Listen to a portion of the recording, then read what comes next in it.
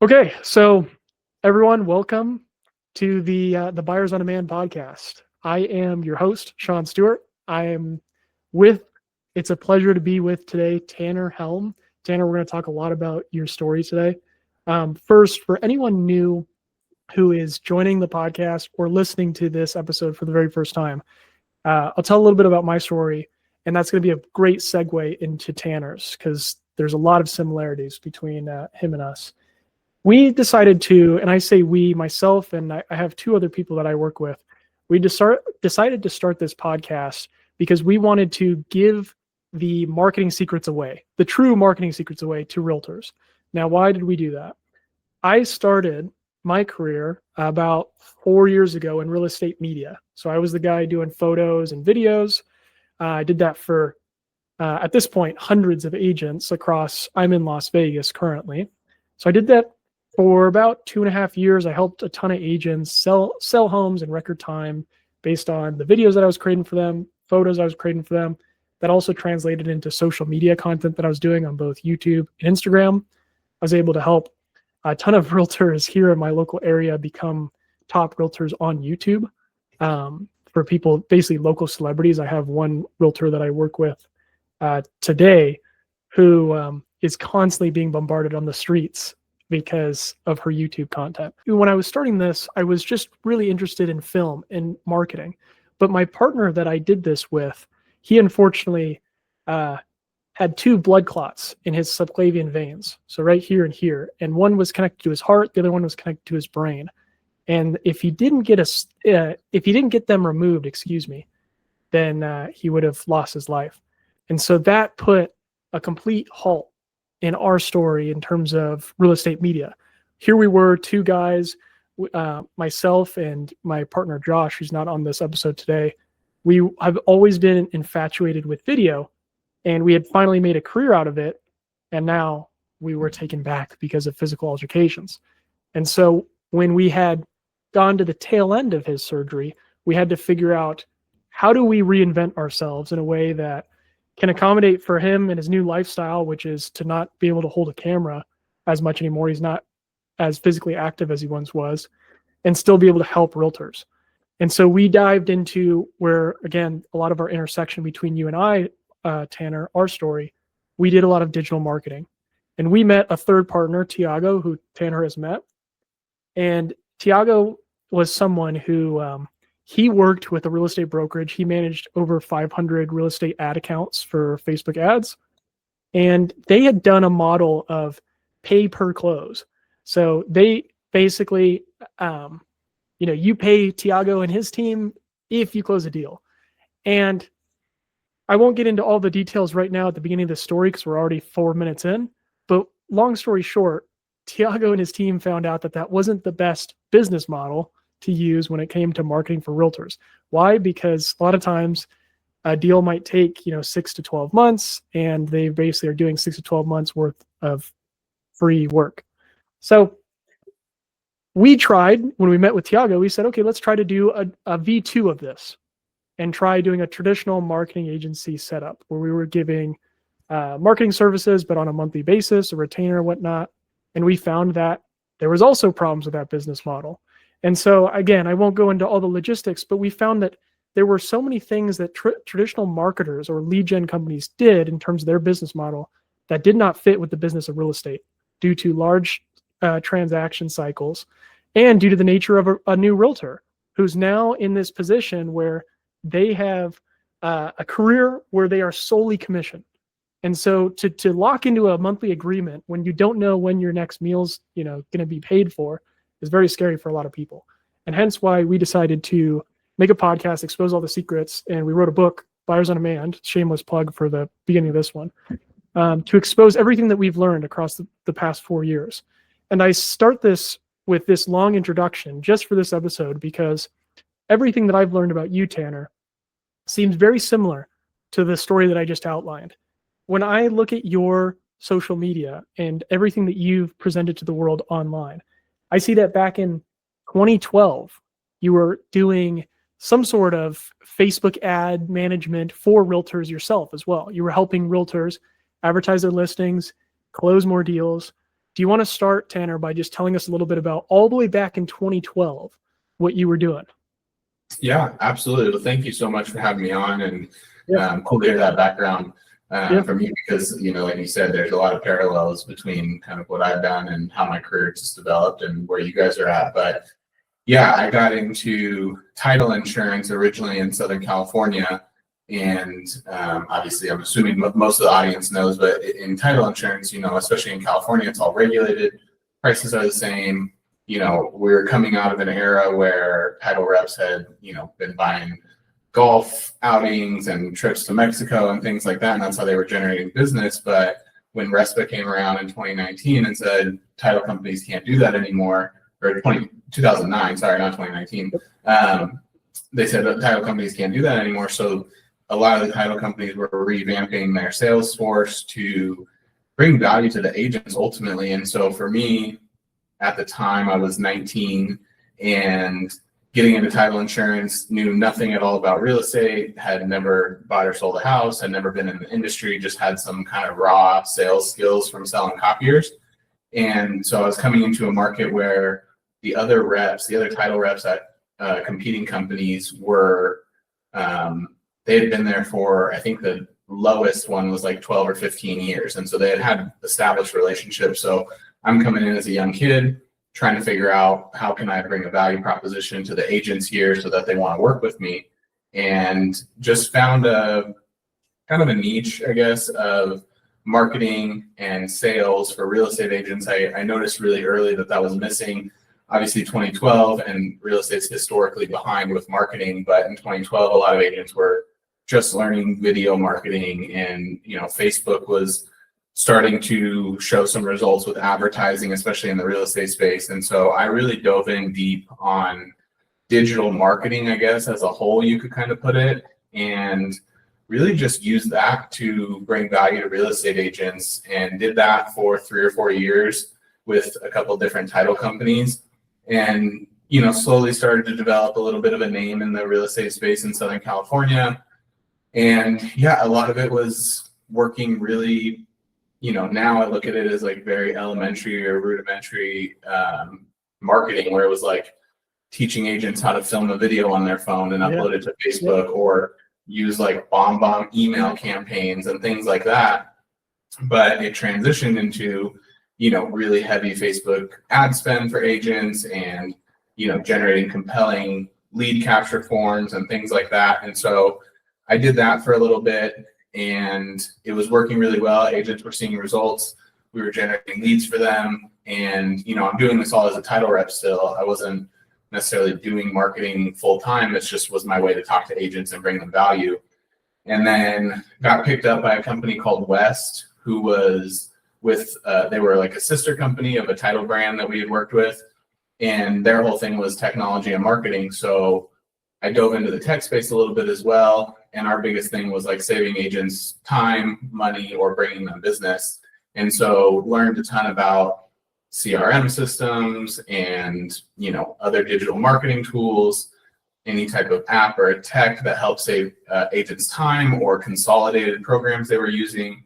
And that's where I really developed a ton. And at the tail end of that career, I started picking up independent marketing clients at the time.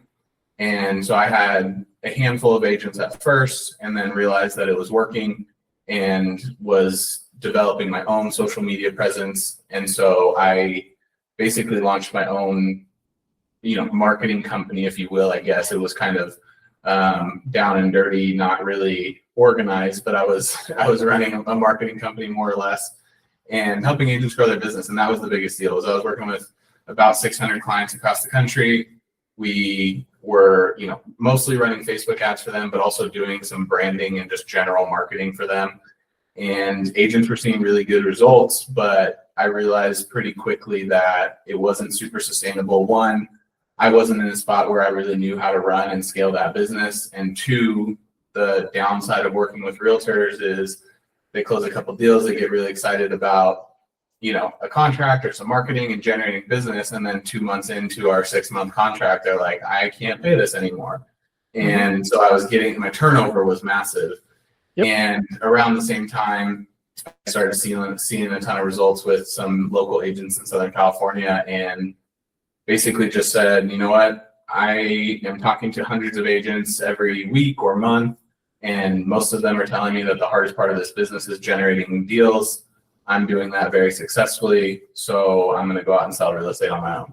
And that's what I did in 2017. I love it. I love it. I also saw on some of the research that I found online this defining moment, which I'm going to touch on in this right after this next question here about your transition from marketing to real estate. Before we do that, if we can reel back, because you mentioned a couple of things that I thought were really, really interesting. You, all the way back in 2012 to 2017, working with 600 agents across the country. What did you find at the top realtors do to be the most successful with their ad campaigns? Yeah, so I think, well, kind of, I guess, in a weird way, the opposite of what you're asking, but it's answering your question. What I realized was not necessarily specific to marketing or ad campaigns, but just in general, top or agents across the country, it was surprising how many weren't running an actual business. They were just getting the next deal, finding the next client, and then doing that over and over and over again. And then I noticed the top agents, to me, they were running a business. They were serious about their marketing. They were consistent about their marketing. And they knew that in order to see results from their marketing, it was going to be 12 to 18 months of consistent ad spend and not worrying about the immediate result, but waiting for the long-term payoff of it. Love it. I love it. Now going back, and that's, by the way, that's also something, again, similar to our experience. We felt the exact same way, you mentioning the high turnover because they're 2 months in and saying, hey, I can't pay for this. We also had some of those experiences on our end too, where, we tried to make it this model of, hey, you don't even have to pay us at all. You just have to pay for the ads. But still, just that alone, because it might be a 12-month period, is scary for a lot of folks. But you, it seems like you've always, probably because you started in this marketing world, have always had this long-term mindset. And I'm curious, you had mentioned a couple things. One, you couldn't figure out how to scale the business. And two, the high turnover rate were two factors that led to this 2017 transition to become a realtor. I also see online that there was this defining period here where you generated, you ran an ad for one of your clients and they had generated like a $1.6 million deal. And after like 1 week of an ad, can you tell that story for the audience? Yeah, so at the time I was still working for the company I was working for, and I was covering basically from San Diego up to, central Northern California. And a lot of my time was windshield time behind the, driving around and going to office meetings and things like that. And so I had started running an ad for a client of mine down in San Diego, and I was driving home from work one day. He called me, and I had already been on the road for several hours and still had probably several more hours on the road. And he called me and he's like, hey man, we just took a $1.6 million listing from your ad. And we had just started that ad, and I don't remember the exact days, but it had only been for less than a week we had been running the ad. And so when he said that, my initial thought was like, oh, he got his first lead. And I was like, oh, that's awesome. You got a lead. Like, cool. We'll put it in the system, follow up with it. And he's like, no, I got the lead the first day we were running the ad. We just went to the appointment and signed the listing. And so I immediately was like, just the realization hit that like, this is working, and I've done it with several clients and they were all growing their business and working with me. But I think just that moment was for me, like, I'm chasing down agents for $500 a month or $700 a month or whatever it is, and hoping they're going to cover their ad spend when it's all said and done. And, I run an ad for this guy. I think we had probably a few $100s a month in ad spend, but it had only been running for a week. And I'm like, he's looking at whatever, a $50,000, $60,000 commission potentially. And I guess less than that, but still, I'm just like, he's looking at an insane commission off of the ads that I'm running. And so, yeah, it was just, like I said, it was just one of those eye-opening moments where I'm like, I'm going to do this. And so I called my wife and like got a phone with him, called my wife, and I'm like, I'm going to quit my job and sell real estate. And there was more to the plan. I had her get her license to try to generate business for her first, so that way we could kind of transition, and that didn't work out very well. But yeah, that was pretty much the moment where I was like, no, that's just what I'm going to do. And I could totally see why. You're like, I've generated all these results for so many people. If I can figure out how to do this in a week for someone, I can replicate it for myself. Yeah. Tell me a little bit about now transitioning from your marketing days to you becoming a realtor when you first started. What was your strategy day one? I'm assuming you're like, I know the marketing end in terms of paid advertising. From what it sounds like, you might have started with that when you first started, but you tell me, what was your strategy day one as a new realtor? Yeah, I mean, day one was basically, I didn't have the reserves to really go heavy on marketing the way I wanted to, or the way I knew would work. And so from day one, it was like, just find some clients. Like that was basically like whatever I had to do to find clients. I was on the phones, I was door knocking, I was trying to do open houses, I was trying to do some marketing here and there, but really limited funds. And then also the pressure of knowing like, if I don't close a deal, then whatever I'm spending on ad spend now is gonna, disappear pretty quickly. And then I'm really in a tough place. And so, it was really it was a little bit of a reckless leap into real estate because I wasn't prepared at all, but that's kind of just how I move. Is I was like, I had my sights set on it. So I was like, let's do it. So yeah, it was just a matter of finding clients, finding deals. And I, out of necessity, really found out really quick that working with investors was the easiest way to go right out of the gates. Obviously, Southern California was super competitive with fix and flip investors and wholesalers. And I'm like, these guys make decisions off of numbers, not off of emotion. And I had already gone on a few appointments where I met with a seller. It had been over a month. They decided not to list with us. And so there was like things like that kept happening. And I'm like, I just can't deal with the emotions right out of the gate. And we were in Orange County in Southern California, like one of the most competitive real estate markets in the country. And so I'm like, I just need deals through the door. So we started working with investors, and then definitely rolled out some marketing and did some of the more, kind of organic techniques, if you will, that I was teaching some of my clients that maybe didn't want to run an ad spend or didn't have the budget for it. And it was working. It wasn't great by any means, and it definitely wasn't what I anticipated it being, but it was working well enough that we closed some deals that first year. That's awesome. That's so cool. Yeah, I mean, it definitely helps with all your marketing expertise coming into a new field and already knowing, okay, this is the parameters for paid ads. I know I have to have this amount of time allotted. This is the parameters for organic. Like, you already are coming in with this huge mindset advantage of, the actual expectations of all these levels of lead generation. So that's, yeah. And you bring up a point here that I haven't seen anyone else ask you. And I was really curious about this. You're talking about, you're in Southern California, one of the most competitive markets as a realtor. But I've seen that, obviously you moved now to Boise, Idaho. Mm-hmm. And so is it because of this competitive market as, maybe number one, but what were some of the thoughts in your mind of, hey, let's go from California, and out of all the places in the country, let's choose Idaho as the place to go? Yeah. So we, it was really not business related at all. I ran the real estate team in Southern California for about a year. And in that year, we're in Boise now, but we had moved up to Bend, Oregon originally. And in that year, we had been visiting Bend for several years prior to that, and ultimately just made a lifestyle change, really. And I think at the time, I had really good intentions of keeping the California team running and then starting a team up in Oregon, kind of running both. And it just didn't work out realistically that way. And I was able to, my partner and I split the California business, which was great. But yeah, it was strictly lifestyle. We were kind of over Southern California for a lot of reasons.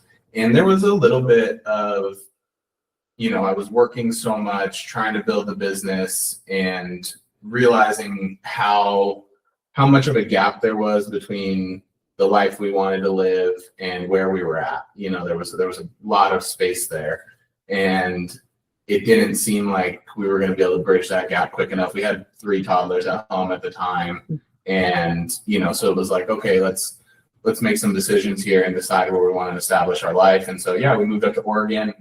We were there for 6 years. I did it for the sake of time, but built a team there, kind of same model, same strategy, like go out and hustle, find deals. As I build deals, invest in the marketing.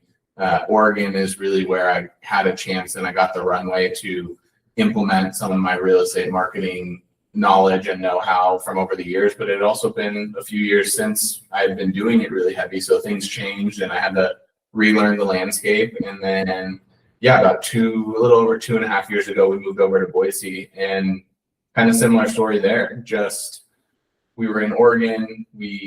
Our kids are obviously older now, and we had a bunch of life stuff going on. And I think we just felt like our time had kind of run out at Oregon. It wasn't serving us anymore.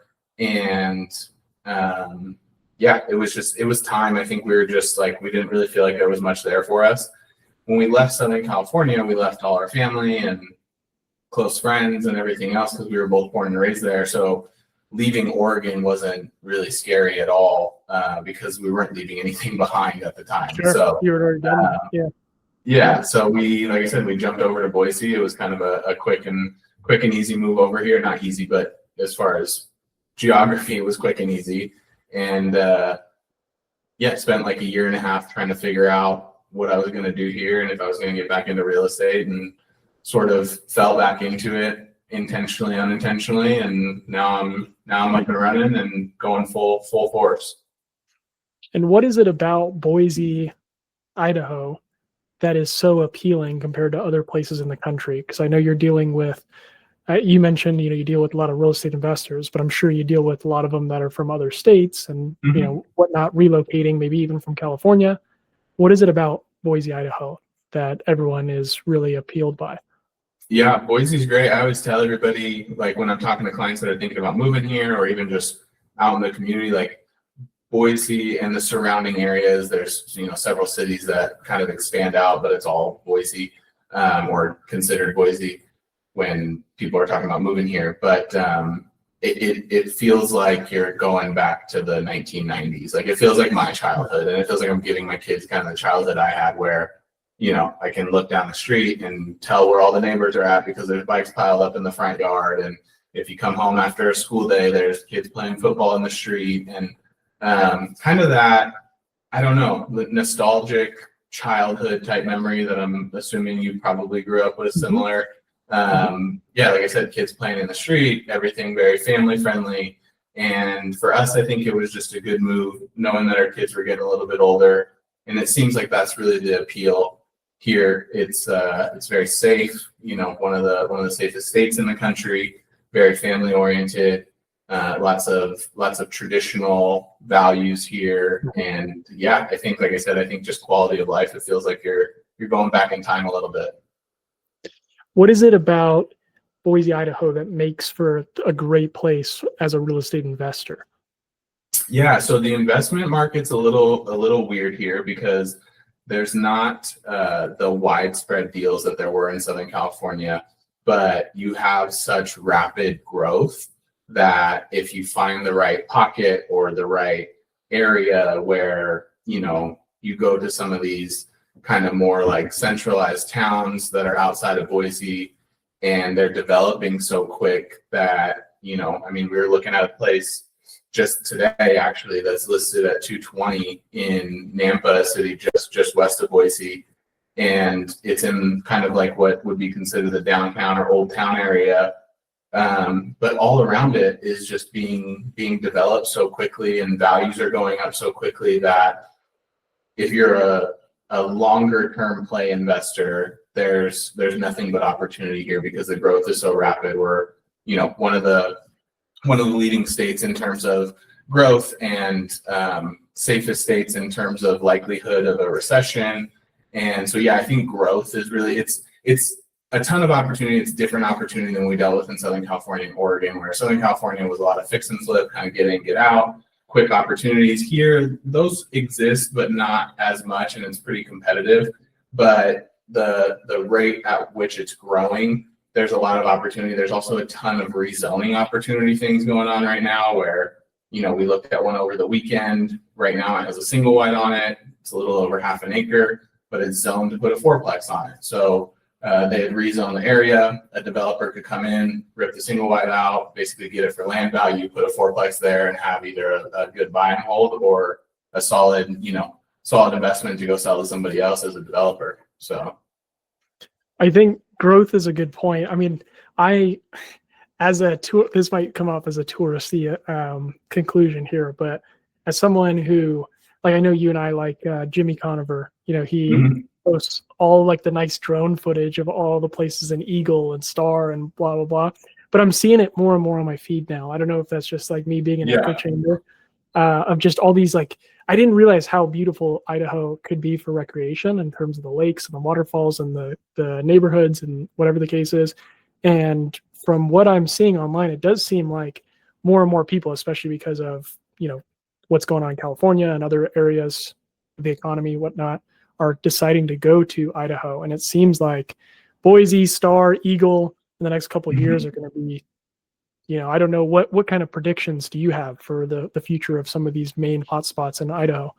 Yeah, I mean, I think, like you mentioned, there's obviously a big pull here, political and traditional values. There's the outdoor recreation and lifestyle is huge here. Like you mentioned, ski, although this winter, not a ton of snow, but ski slopes within an hour of town. You go 2-3 hours, it opens you up to all types of lakes, obviously river running through town, hiking, mountain biking, all the outdoor recreation. And then the other thing that I think is important, or like what draws people here, is it's also still a slower pace of life. So you can go, there's amazing trails in Laguna Beach, but you have a $4 or $5 million home, you're running 24/7, running your business or working or whatever you're doing. There's like here, cost of living is still, although if you ask somebody that's been here a long time, they probably don't agree, but cost of living is still relatively low. If you're looking for a very cookie cutter house, you can still get in for under $400,000,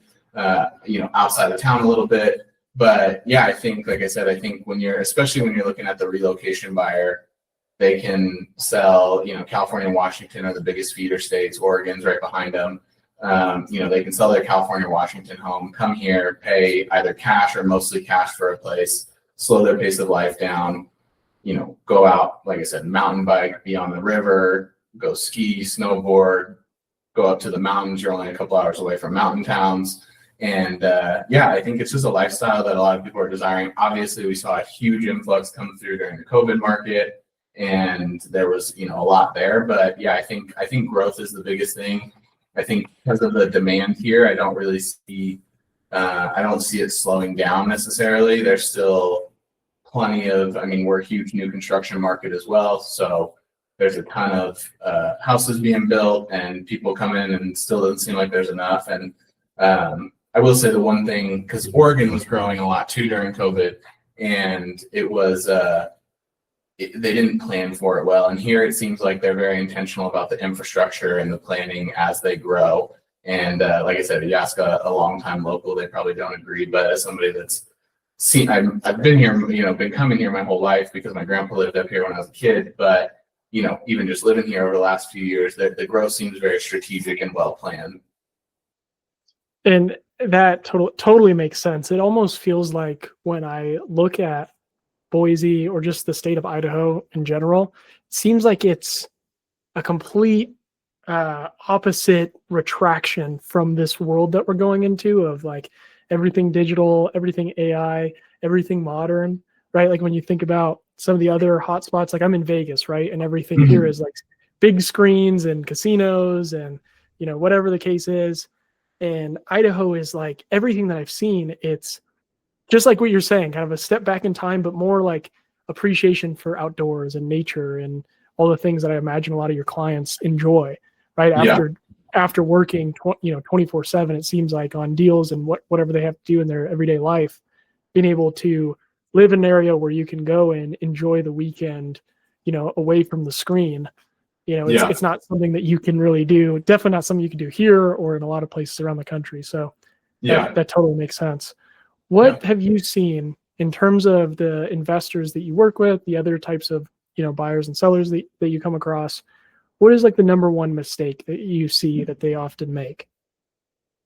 I think, especially right now, maybe not so much investors, but traditional buyers and sellers, which is most of what my business has been here.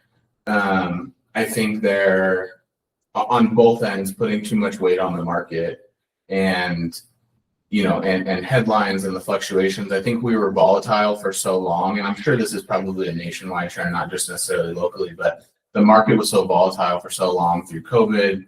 The prices jacked way up, interest rates went way down. Then we get out of COVID, interest rates go way up. We have an affordability problem. So I think right now, I was telling a buyer the other day, like, he was asking me, like, would you consider it a good market? And I said, for me, it's a stable market, which that's almost better than good, because we're not waiting, tomorrow are the rates going to drop 0.5%, or, am I going to be priced out because there's 27 offers on a listing? Like, we're very stable right now. Is it best in any terms? No, like, rates are still a little bit higher than they should be, or ideally would be. Inventory is still at kind of a weird pace depending on where you're at in the market. But for me, it's stable. And I think the longer we say stable, the better it is for the buyer and seller, because we know what to expect and there's less question marks. And so I think, like I said, as I'm talking to clients, the biggest mistake that both buyers and sellers are making is kind of putting too much weight on, quote unquote, the market or the headlines, or the thought that volatility has become regular, because it's not. Like I said, we're more stable now, and I think it puts people in a better position to just make a solid, confident decision, regardless of if it's buying or selling. We're not necessarily worried about things changing overnight. I think that's completely well said. Something that I see a lot is people trying to time the market. You hear the phrase, I'm sure you have similar sentiments of, time in the market is better than timing the market. So completely understood there. Tanner, thank you so much. We have, about 7 more minutes of your time. I want to end this discussion with a quick game here called How Would You Sell It? What I'm going to do here is I'm going to share my screen. I'm going to pull up a listing that's in, it looks to be in Emmett, Idaho. Okay. And if you can give us just a brief summary, especially with your expertise, you're like the number one person I've wanted to ask this question to. Yeah. How would you sell this home? So let me know if you can see my screen here. I gotcha. Oh, pick a good one, huh?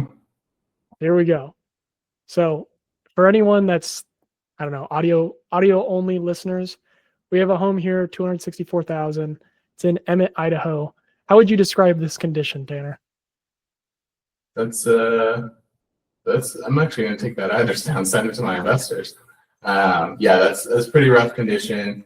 The other immediate thing I notice is the one bath is always a scary thing, especially for investors, but good square footage, 1,500 square feet. You probably add a bathroom onto that really easily. All right, cool. How did I sell it? So there's 2 things. One, how I'd sell it, how I might actually sell it now is just I'll run some numbers on it and send it to my investors and say, look, this is what I think we can buy this for. This is what I think it's potentially worth. If I was selling it to, a standard buyer, an end user buyer that's not looking to fix and flip it, Emmett is about 45 minutes outside of where I'm at, maybe an hour and 10 to Boise. You get way more bang for your buck in Emmett, Idaho.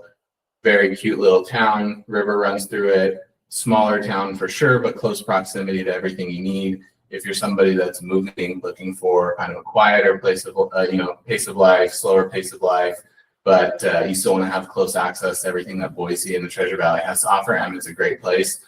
$264,000 isn't going to get you much here.